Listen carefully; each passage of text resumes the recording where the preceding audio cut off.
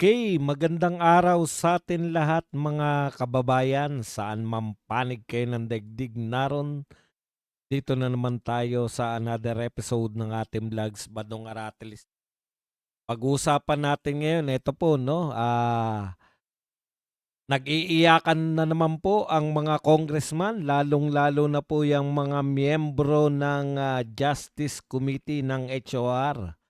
Dahil po sa pagdulog ng mga ilang kaalyado. Hindi pa po 'to yung kampo ni BP Sara, mga abogadong kaalyado sa pamumuno po nito po ni Attorney Torion, 'no, ay dumulog po sa Supreme Court upang ipahinto itong mini trial na gusto nilang gawin. Iyan po, nag-iiyakan, parang hindi po nila ine-expect ba 'yan o alam naman nila 'yan, eh, ang dadrama niyo lang naman talaga. At eto po, kasabay po niyan si Marcoleta po at tsaka 'to si Loren Legarda, nagta-tandem po sila para sitahin, 'no, eto pong napakalaking kalokohan na ginawa ng mga oil companies na hindi po nabantayan ng mga inutil na taga Department of Energy. Ito po, yun pong ayon kay Marcoleta, 3 bilyong piso ang kinikita kada araw, hindi lang po isang araw 'yan, kada araw na nagbebenta po ng langis na napakataas ang presyo, sinamantala sinamantala ang krisis. Ngayon ang isa sa mga namantala, eh, nagbabait-baitan pa kung gusto daw natin bilhin na lang daw natin sa kanya yung Petron. Alam mo dapat singiling ka, Ramon Ang. Sa pagpapakabait-bait mo na kunwari, ah, ang gawin mo na lang ang dami mong, inaalok-alok, kayong mga oligarko kayo, akala mo talaga ano, eh, 'no, ang bubuting mga nilalang, eh.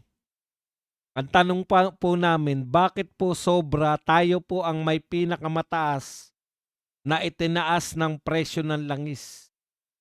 3,000,000, 3 billion I mean, 3 billion daig pa raw nila yung, kita o yung delivery ng maleta kada araw. Yan po ang mga pag-uusapan natin, pero bago yan, kung bago ka pa lang dito sa ating channel, mag-subscribe ka na. Dahil ito lang ang tanging channel na may kinikilingan, may pinapanigan, una sa balita, huli sa impormasyon, kaya ano pang hinihintay nyo? Pindot na, okay.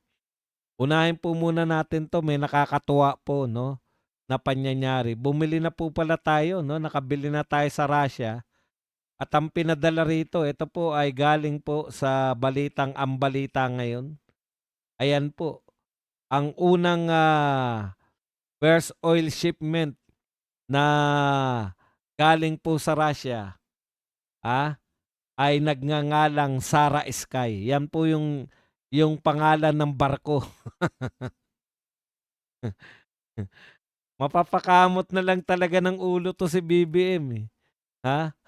Hindi mo alam kung sinasadya ni Putin na ipadala sa'tin, yung binili nating oil, galing sa Russia ay nagngangalang Sara Sky, ayan. Okey, ano ba unahin natin? Ito na sigurong ano, yung, kay Marcoleta, 'no? Kasi po grabe po 'to. At saka itong, akala mo, eh, nagmamabuti na naman. Okay. Eto po, ayon kay Marcoleta, ito po mga argumento ni Marcoleta, 'no, tungkol po dito sa pananamantala nito pong mga hinayups na mga may-ari ng kumpanya. Sabi ni Marcoleta, 'no, okay. Ito po ay naganap, 'tong mga sinabi ni Marcoleta na 'to, naganap po 'tong ng, ah, kahapon. Sabi ni Marcoleta, approximately 3 bilyon ang kinikita ng, mga oil companies kasama na si Ramon Ang ng Petron. Si Ramon Ang ng Petron, si Ramon Ang ng NAIA, si Ramon Ang ng Bagong Airport, si Ramon Ang, si Ramon Ang, si Ramon Ang. Titindi nyo.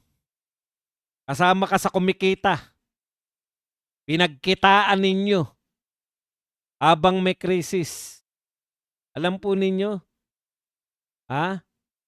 ito po ang mga tao na talagang wala na pong konsensya, kundi kumita lang. Mga kala mo napakabubuting mga nila lang. Yan po yung sinasabi natin sa mga dito po sa mga oligarko. Legal po. Tignan nyo po i-compare po natin. Ayon po kay Marcoleta, yung average na delivery ng mga maleta na galing sa nakaw sa flood control at iba pang mga nakawin na ninakaw sa gobyerno, 2 billion a day. Approximately. Pero eto po, mga oligarko natin, hindi po masasabi na illegal ang kanilang ginagawa. Legal na legal po. Yung illegal yung ginagawa, yung pagnanakaw sa gobyerno, 2 billion lang ang dinideliver. Ito pong mga legal na magnanakaw na mga may-ari ng mga oil companies, 3 billion ang kinikita nila. Mas daig pa po yung mga magnanakaw ng maleta. Mas daig pa po yung kinikita ng mga magnanakaw sa maleta. Imagine niyo, yan po. Kaya po galit na galit si Tatay Digong sa mga oligarko. Bakit po? Hindi po sila, ang mga magnanakaw po sa gobyerno, illegal ang pagnanakaw. Ito pong mga oligarko, harap-harapan, legal ang pagnanakaw nila. Bakit po natin nasabi? Tignan nyo naman yung ginagawa, may crisis na't lahat. Nagtaasan, tayo po ang may pinakamataas na presyo. Tayo po ang may pinakamataas na presyo ng langis. Yung itinaas po na presyo ng langis, tayo po sa Pilipinas. 97%. Yung susunod sa atin, 46% lang.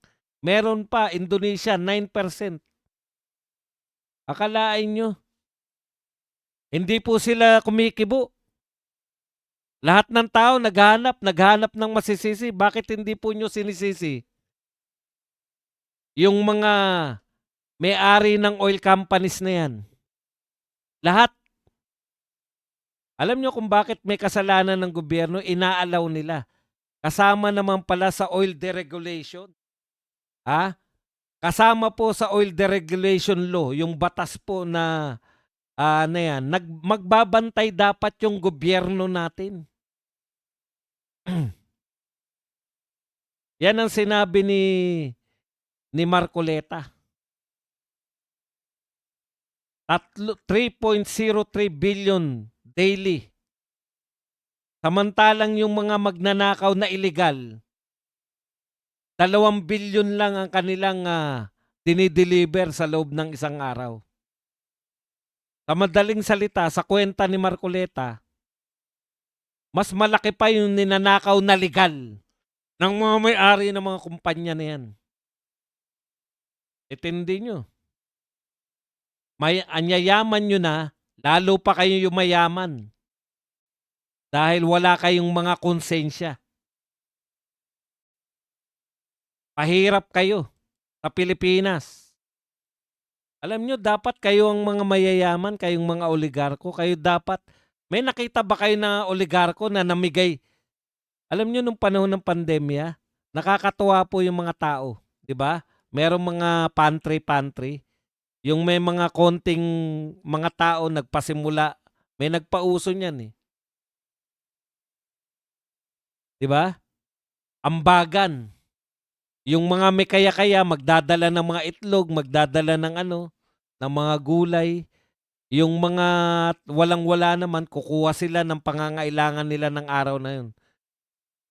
Hindi po natin nakita yung mga may-ari ng mga oil companies na yan na tumulong. Alam niyo po yung mga oligarko 'pag hinayaan niyo lang po yan na magkamal ng salapi, wala pong kabusugan yang mga yan. Bilyonaryo na mga yan, bilyonaryo na yan. 'Di niyo ba naisip? Hirap na yung pangkaraniwang mamamayan, wala kayong pakialam. Yung mga community pantry hindi nga nagko-community pantry ang mga yan, eh.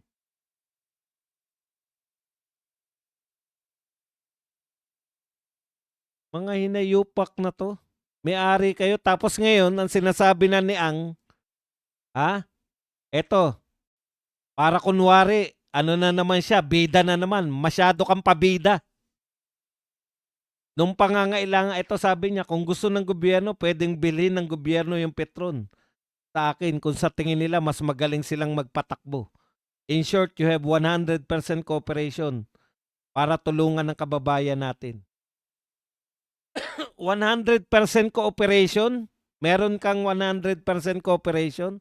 Bakit ka nagtaas ng presyo? Sabi ni Marcoleta tsaka ni Loren Legarda, yung stock ninyo binenta nyo ng napakamahal ngayon. Tapos sasabihin mo ngayon na 100% may kooperasyon ka sa tulungan ng kababayan natin. Ang tulong ninyo barya lang. Pero yung tinaas ninyong presyo, yan na nakaperwisyo sa mamamayang Pilipino. Ngayon mag-o-offer ka ng tulong. Yung mga katulad nyong mga oligarko na may-ari ng mga oil companies, wala kayong konsensya. 129% sabi ni Marcoleta, yung sa opisyal na nakita namin, 97%. Yung sumusunod sa atin, Thailand, alam nyo kung magkano lang po tinaas nila? 46%. Yung Indonesia, kapitbahay din natin, 9% lang tinaas.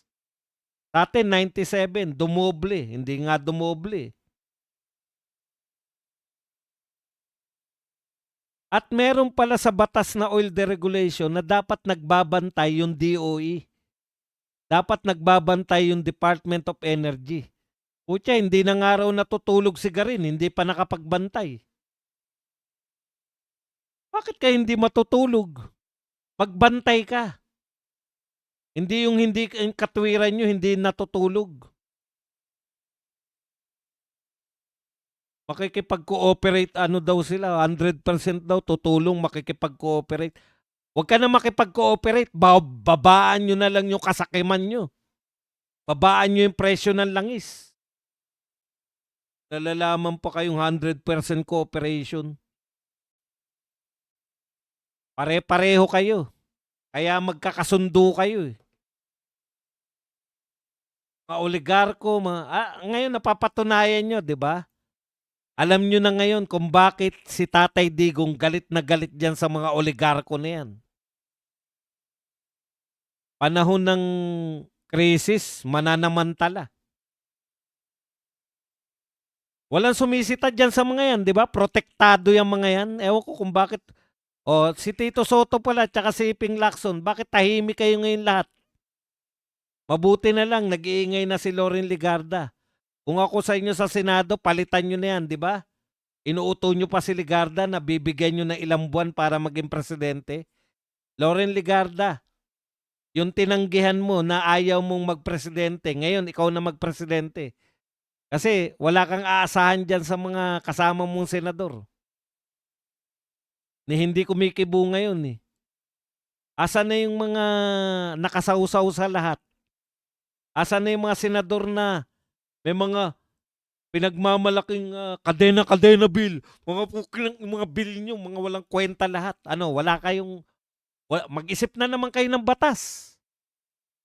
Wala kayong katuturan. Isip na naman kayo ng kadena bill. Ang mga partibli bill naman. Para magagandang pakinggan. Di nga namin alam kung ano yung lintik na kadena bill na yan. Kung magmalaki ko, sinusulong na namin ng anti-dynasty kadena bill. Gawin ninyo, magtrabaho kayo, titahin ninyo yung mga oil companies. At ng mga magnanakaw, legal man o illegal. Yung pagnanakaw sa flood control, yan ang halimbawa ng illegal na pagnanakaw. Yang pagnanakaw ng mga oligarko, legal na pagnanakaw. Bawal ba magtaas ng presyo? Hindi. Pero kasakiman yan. Mga sakim kayo. Biruin nyo, saan kayo nakakita? Tayo pinakamataas na itinaas na langis. Pwede naman palang 46% lang. Grabing kasakiman nyo. Tapos, sabihin nyo, willing kayong tumulong.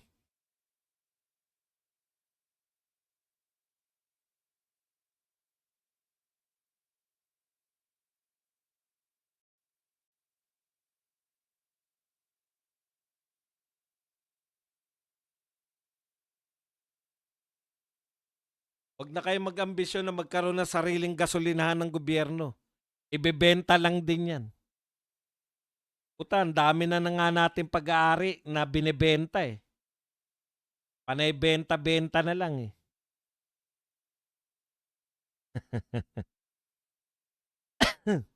Okay. Ano po ang mga argumento nito ni ano? Ito mismo yung sinabi ni Marcoleta. I have to apologize for making this comparison.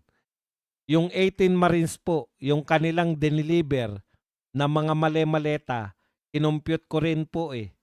Despite the logical nightmare scenario that was peddled to the public, ganito po yun eh. Approximately, they were delivering 2 billion pesos per day based on 33 months times 4 weeks. It's maleta. Ito pong gross income na kinocompute ko, Mr. Chair, mas mataas pa po doon. Mas mataas pa po doon sa halaga na dinala ng 18 Marines allegedly. Wala po akong inaano, yung analogy lang po. 3.03 billion kinikita kada araw.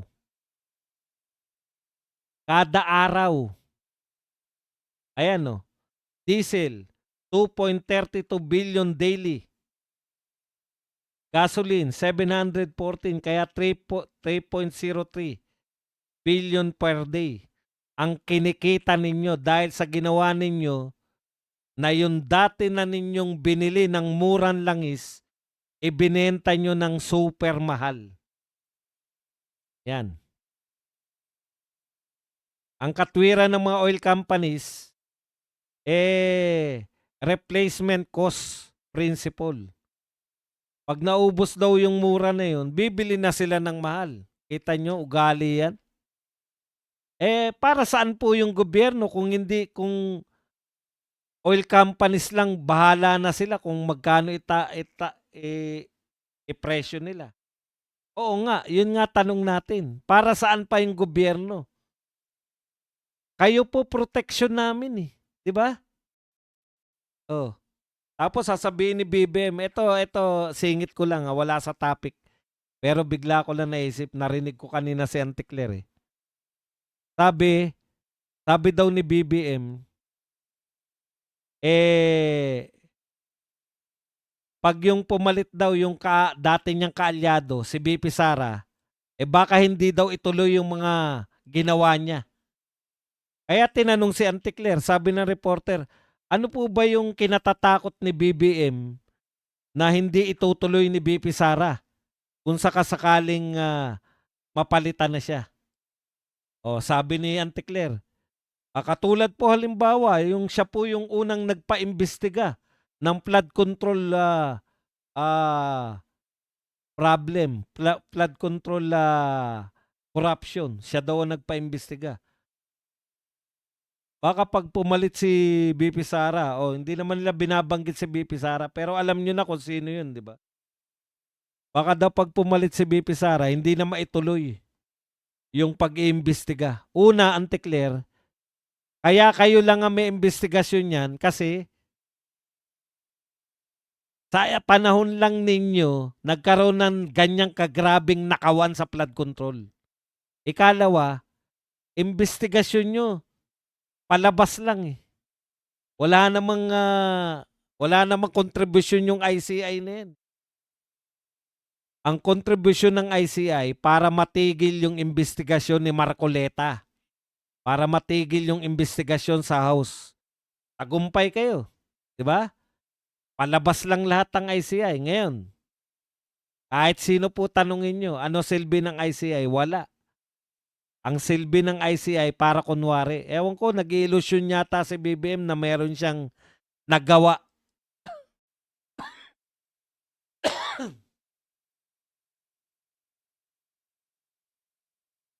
Okay.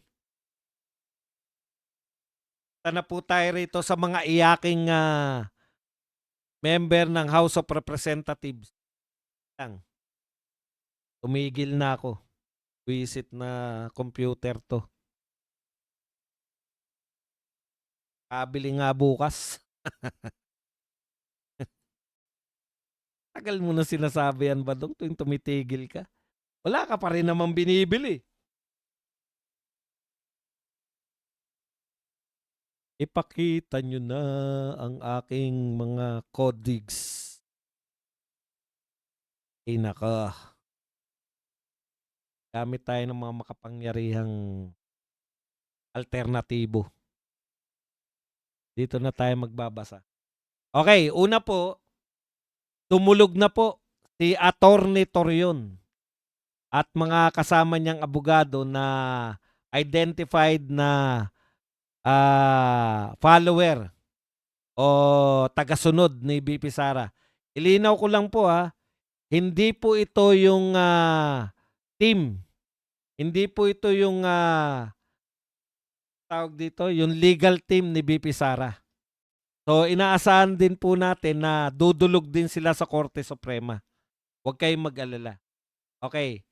Tanong, bakit bakit nag-iiyakan to sila De Lima, si Luistro, si Joel Chua at saka to si Redon? Bakit ngal-ngal kayo ng ngal-ngal? Ibig nyo sabihin, kayo lang ang may karapatang mag-legal? Diba? Parang sinasabi nyo, kala ko ba gusto ng bloodbath? Bakit tatakbo sa Supreme Court? Ha? Ibig nyo sabihin, ang may karapatan lang mag-legal, kayo lang? Yung Vice President ng Pilipinas, kahit na anong gawin nyo sa kanila, hindi sila pwedeng mag-legal? Diba, napakalaking kalokohan. Hindi nga kayo pinakikialaman eh. Sampa kayo ng sampa ng impeachment, wala naman kayong batayan. Ano yung mga sinasabi muna nila? Eto muna tayo kay Torion. Ano yung mga batayan ni Torion? Ang mga batayan po ni Torion ay mga sumusunod. Pag nagpakita na po tong ayun, nagpakita na rin sa wakas. Okay. Isa-isain po natin itong mga sinabi ni Torion.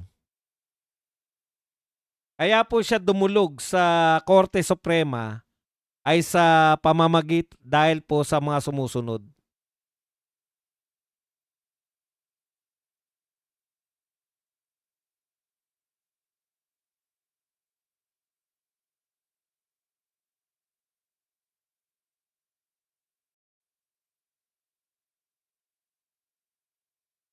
Pagkatapos naman ng lahat ako naman ang tumigil.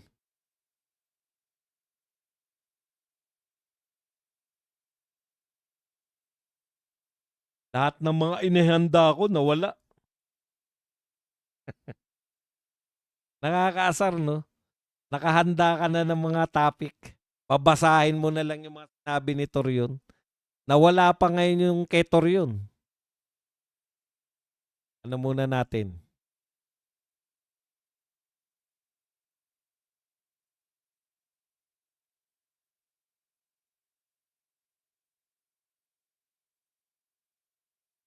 Okay, ito po yung mga argumento ni Attorney Torion. Bakit po siya dumulog?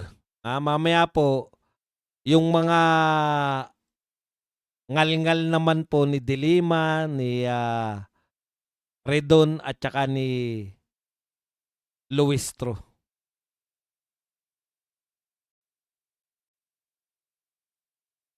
Teka lang, nawawala kayo.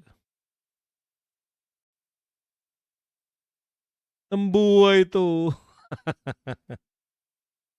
Ng buhay to. Nawawala kayo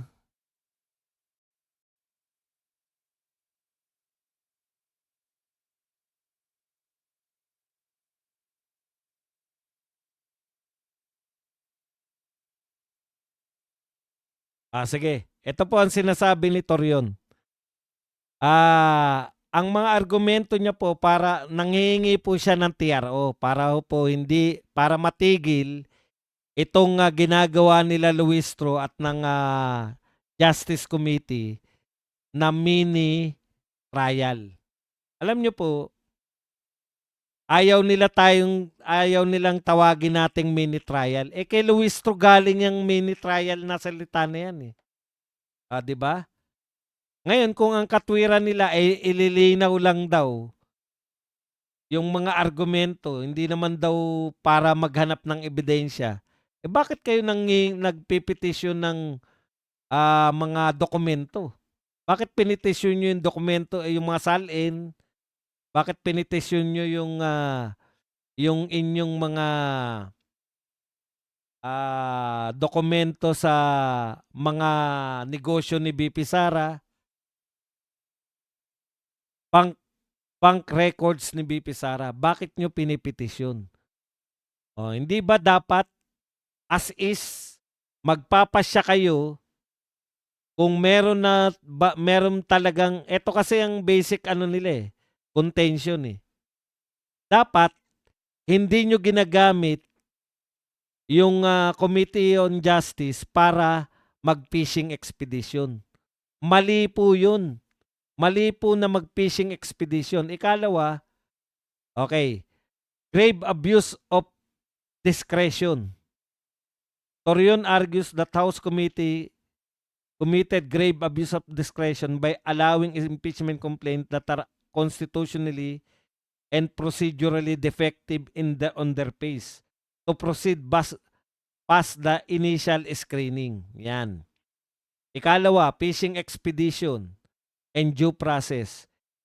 Ito po, ayon kay Torion, the committee ay humiling ng mga nagbigay ng subpoena para po sa mga records ng asset at corporate filings. At ito daw, ayon kay Torion, ay isang illegal fishing expedition. Ayan. Na ang tanging layunin ay mag-gather ng mga ebidensya o mangalap ng ebidensya na nararapat na sa simula pa lang ng complaint, yung mga ebidensya nakadikit na. Yan yung problema ng argumento ni De Lima Napasunod nila lahat. Kaya ngayon tong mga congressman na tumaas ng kamay, 54-1, magpaliwanag kayo ngayon. Nakikita na po ng tao ngayon na wala kayong ebidensya. Bakit kayo nagsalita o bakit kayo bumoto na may sufficient in form and substance kung wala kayong nakitang ebidensya? Paano mo natiyak ba dong na walang ebidensya? Bakit kayo nanghihingi ng salin, nanghihingi ng bank account? At saka isa pa, alam niyo po ba, kilala niyo na po ba si Mary Grace Piatos? 'Di ba? Alam nga natin na pati yung mga record, pati yung mga record ng birth certificate ni Mary Grace Piatos, gusto nilang gawing ebidensya. Pero yun, si Mary Grace Piatos, kilala natin. Kung meron talaga silang ebidensya, binulat-lat na nila yan. The fact na wala silang si Mary Grace Piatos, alam na nga natin na hindi ebidensya yun, pero binubulat-lat pa nila Yung 11 days na ginastos yung 125, alam nating hindi illegal yun, pero binubulat-lat nila. Yan pang meron silang ebidensya na illegal ang ginawa ni BP Sara, hindi nila bubulat-latin. Imposible. Bubulat-latin po nila yan kasi po ikasisira ni BP Sara yan. Ikalawa, double standard. Sabi ni Torion, si BBM ang higpit. Pag walang ebidensya, binasura nila. Dito, wala na ebidensya, sufficient in forms and substance pa rin. Okay. So, eto pong mga argumento na 'to na hindi dapat, hindi proper na magkaroon ng, manghingi ng mga ebidensya at magkaroon ng, trial, kahit mini trial man 'yan or full-blown trial, wala pong kapangyarihan, wala pong jurisdiction sa trial ang Justice Committee. Ang puwede lang pong mag-trial, mini man 'yan o full-blown, Senado lang po. Okay, Joey Hernandez, thank you very much sa $19.99 na pangkape. Maraming salamat. Ngayon lang uli ako nakakita ng ganyang kalaking pera. Okay. Sa madaling salita, eto po, ini-expect na po natin 'to kasi nagsasalita yung kampo ni VP Sara, eh. Pero ang inaasahan po natin mula mismo sa legal team. Ako naniniwala ako na lalapit pa rin po yung legal team sa Supreme Court, 'no? Kasama pa rin po sila lalapit kasi ganyan yung kay VP Sara, eh. Ah, meron pa si VP Sara at iba pa rin yung kay Torion. Si Torion din nagsampa sa Supreme Court nung nakaraan, eh. Kaya yan po asahan natin na pasasagutin niyan sila De Lima, etong sila Luistro. Okay, ngayon bakit kayo nanggagalaiti?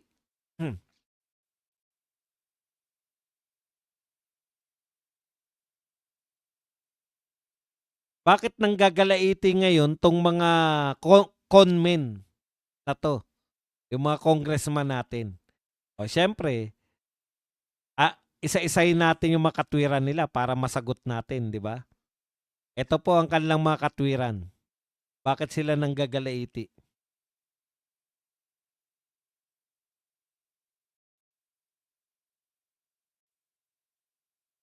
Ito si ano muna, extra muna tayo, Jesus Palsis.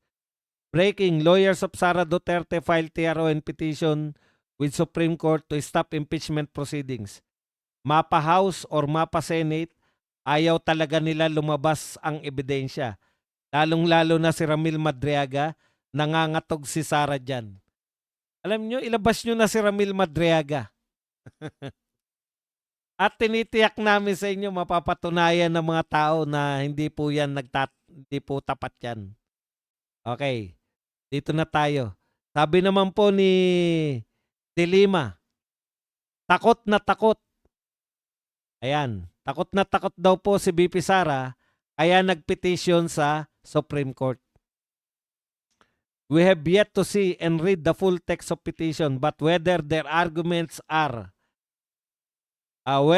whatever their arguments are, it is obvious that VP Sara is showing signs of desperation in trying to evade accountability once again by not facing the impeachment proceedings.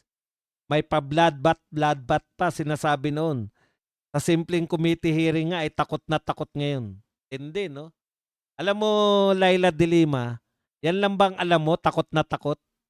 Pag hindi humarap, takot na takot. Pwede ba na, ang tanong ko lang sa'yo, De Lima, ayon sa batas, pwede bang hindi dumalo si VP Sara? Hindi na ako magsasalita. Yung miyembro na ng House Committee on Justice. Ayon kay Rufus Rodriguez, hindi obligado si VP Sara na umattend. Kung hindi siya obligado, bakit mo sasabihin takot na takot?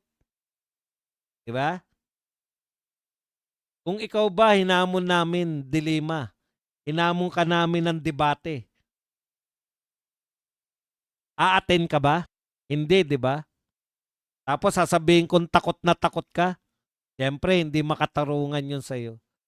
Alam mo, De Lima, dati kang Justice Secretary. Pag pinapayagan ng batas, pag hindi pinagbabawal ng batas yung ginagawa mo, pwede mong gawin. Diba? Option ni VP Sara yun, eh. Marami ng karanasan si VP Sara, hindi ka pa congressman, binabalasubas na siya ng mga congressman.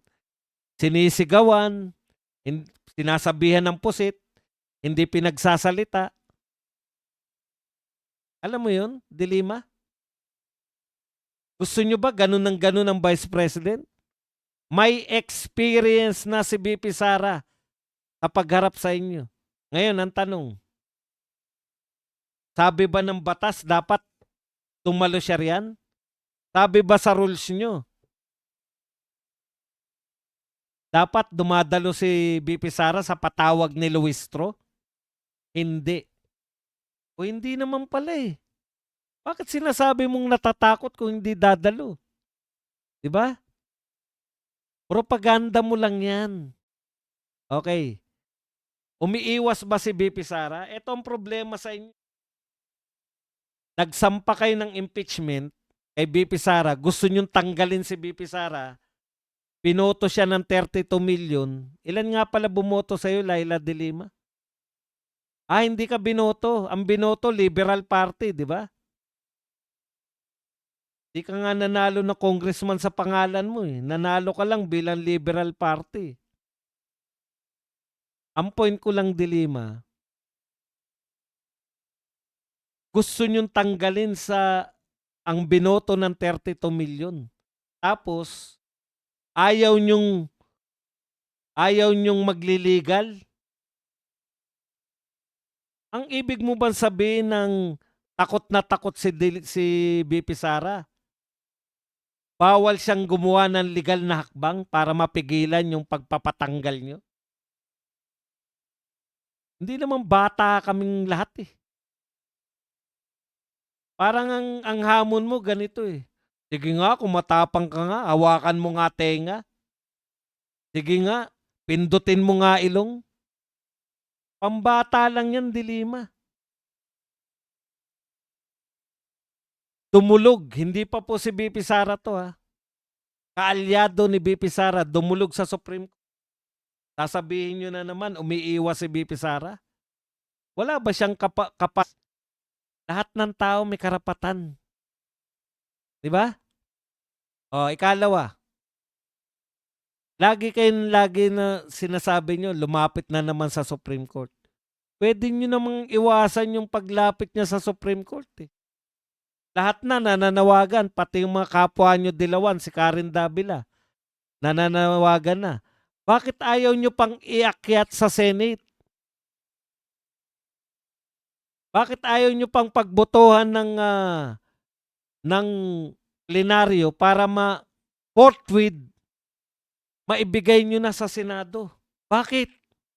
Kami na naghamon sa inyo. Dalhin nyo na sa Senado. Si VP Sara ba ang natatakot?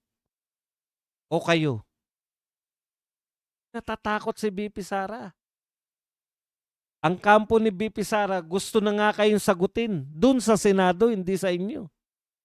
Dahil dun ang labanan. Bloodbath.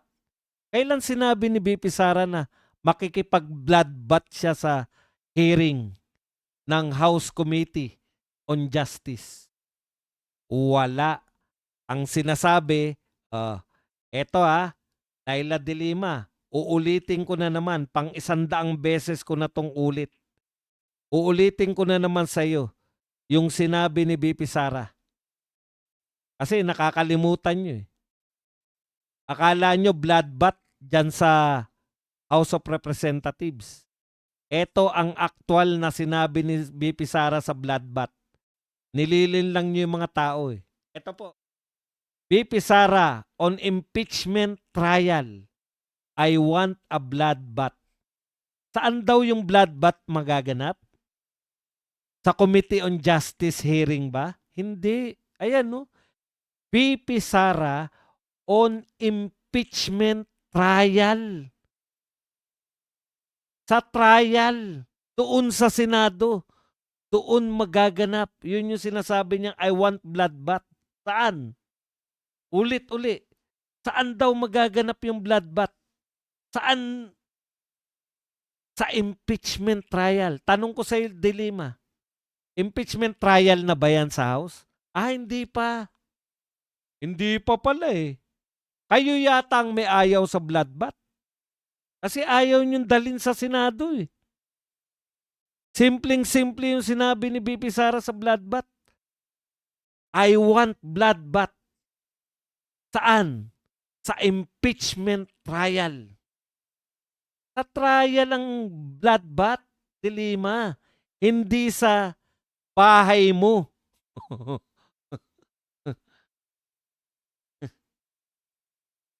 Okay. Alam nyo, De Lima, eto iyak-iyak kayo ngayon, di ba? Oh, takot na takot daw dahil nagpunta sa Supreme Court. Utot nyo. Alam mo, De Lima, noong sinabi ng Supreme Court na 1-year bar rule, alam na namin na pag natapos yung 1-year bar rule, magsasampa kayo na impeachment. Alam na namin yan. Magsasampa kayo na impeachment. Dapat alam nyo rin, dahil si BP Sara tumakbo na sa Supreme Court, alam nyo rin dapat na may kakayahan si BP Sara na tumakbo sa Supreme Court. Ang tanong ko, hindi nyo anticipated yan? O gumagawa kayo ng hakbang para palabasin lang na kunwari, kasi wala naman talaga kayong ebidensya, naghahagila pa lang kayo, kunwari, para hindi nakakahiya, kunwari, natalo na naman kayo ng Supreme Court. Pero sa totoo lang, wala talaga kayong ebidensya. Kaya baka makatsamba kayo. Baka hindi pumunta si BP Sara sa Supreme Court. Makahanap kayo ng mga papeles. Very willing naman si Boying na ibigay ang salin sa inyo.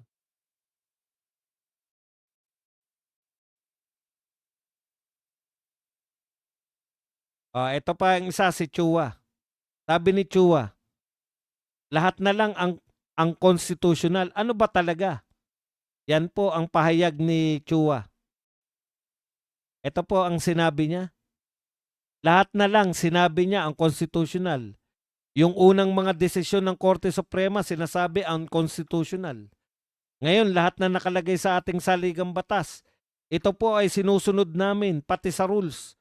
Ngayon, unconstitutional pa rin? So ano ba talaga? Dati sinasabi nila, handa sila. Ito lahat si Chua to. Pero ngayon, ito, binibigay na yung pagkakataon sa kanila. And yet, lahat naman kino-question nila at sasabihin nila ang constitutional. Kaya hindi ko po maintindihan kung ano po talaga ang gusto nila. Bakit? Ulitin ko ulit. Bakit kayo lang ba marunong mag-legal? Kayo lang ba pwedeng mag-exhaust ng mga legality? Gusto nyo susunod sa inyo yung kampo ni BP Sara? Ano ba gusto nyo mangyari? Tanggalin si BP Sara? Susunod sa inyo? Oo, susunod ako sa inyo. Ano ba gagawin natin para matanggal? Ang gusto nyo bang itanong ni BP Sara? Chua, ano ba gagawin natin para matanggal ako sa pwesto? Yun ba? Bawal ba siyang dumulog sa Supreme Court? Hindi pa siya dumudulog, si Torion pa lang yan. Bawal bang dumulog ang tao sa Supreme Court? Pag may question ng unconstitutionality, dapat sa Supreme Court ka. Mamaya na natin. Isa lang ang sagot ko dyan, tsaka dito kay Beatrix Para isahan na lang. Okay. Sasagutin natin yan ng isahan na lang. Dito naman kay Beatrix. If we want, sabi naman ni Beatrix, if we want, si Luis Troto, if we won't hold hearings, how will we determine probable cause? Manghuhula ba tayo? Alam mo, pareho kayo ni Chua, no? Yung isa inaangal at bakit tumatakbo bakit sinasabi ni BP Sara na unconstitutional. Ikaw naman ang hinihirit mo, Beatrix. Kung hindi kami mag-hearing, paano nyo madidetermine kung may probable cause? Manghuhula ba kayo? Hindi kayo dapat manghula.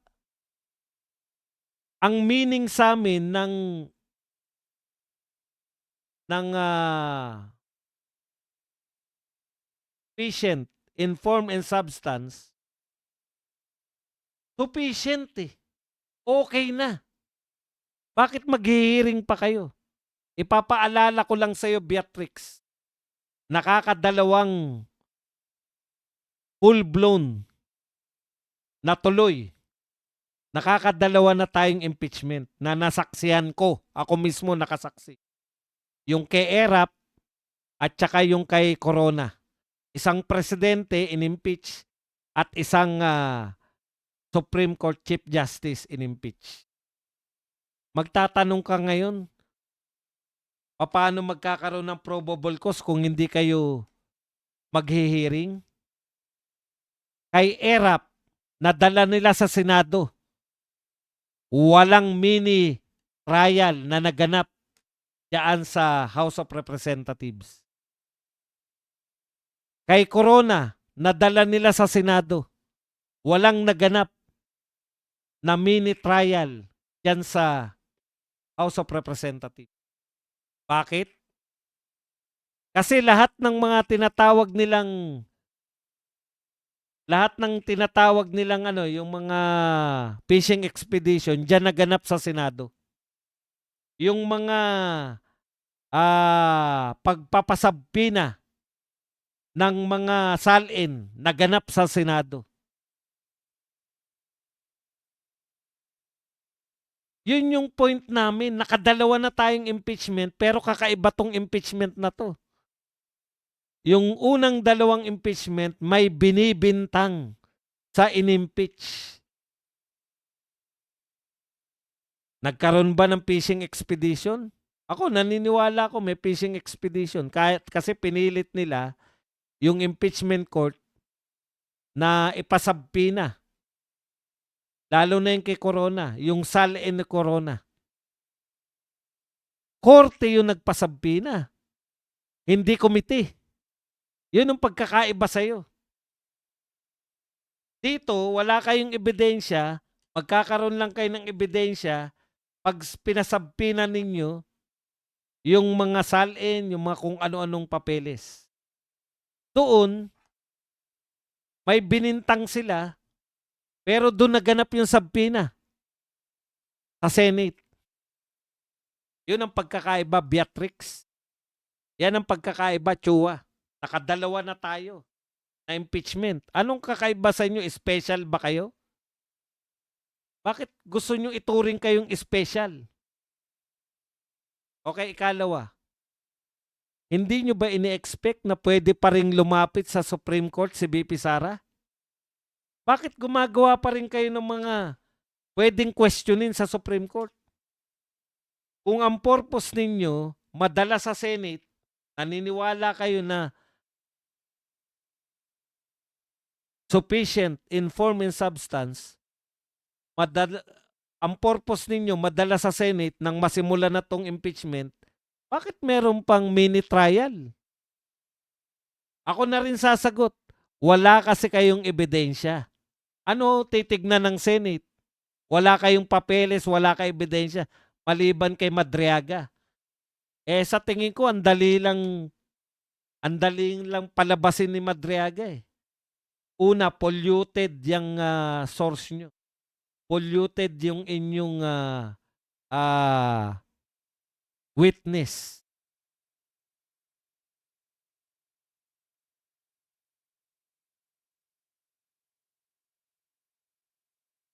Kaya nga Alex Soilon, kaya nga kinu-question sa Supreme Court. Pa? Kaya nga sa Supreme Court kinu-question. At hindi kasi kayo nakikinig sa pinakamatalino nyong member. Chua, ang tatandaan nyo na. Ikaw, matanda ka na rin, Luistro. Lalo ka na, Laila de Lima. Ang tanda-tandaan nyo na. Ang pinakikinggan nyo, si Redon. Bakit hindi kayo makinig sa law, sa Dean? Na member nyo rin, si Rufus Rodriguez. Ano sabi ni Rufus Rodriguez? Itong ginagawa natin na pagpapasabpina ay isang malaking fishing expedition. Ka-member nyo na matalino. Ang gusto nyong pakinggan yung ka-member ninyo na may baon na hindi na uubos yung baon sa pisngi.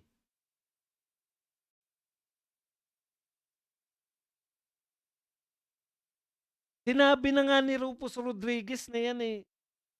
O ikalawa, noon pa sinasabi ni Rufus Rodriguez, bakit ninyo sinasampahan ng impeachment si VP Sara bilang DepEd Secretary? Hindi naman impeachable yung DepEd Secretary. Ano ang logic? Ano yung punto ko? Kung mismong Committee on Justice nakikita na mali yung ginagawa ninyo, sa tingin nyo yung kalaban ninyo na si VP Sara, sa tingin nyo mapapalagpas